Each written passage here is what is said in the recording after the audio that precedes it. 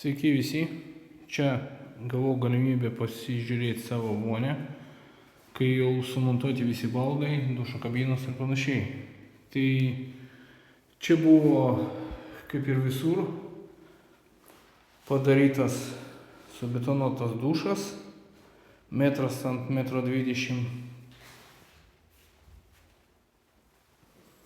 Viskas buvo pjauta iš vienos plytelės. Plytelės 60 ant 1,20 m. Štai taip vonia atrodo. Kriauklės visos vietoj.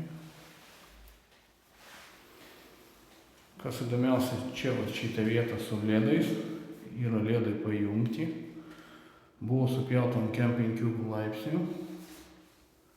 Štai taip atrodo.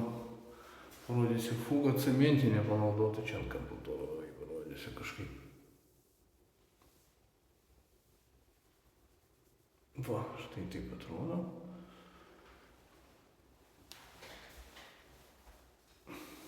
Čia buvo gan sudėtingas mazgas. Paskiau čia prie lango buvau panaudojęs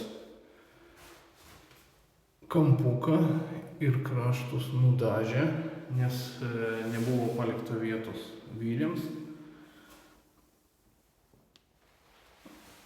Čia apačioje dar dėl plovimo buvau įdėjęs sulig siena plytelę, kad plaunant dažai nesutrukinėtų.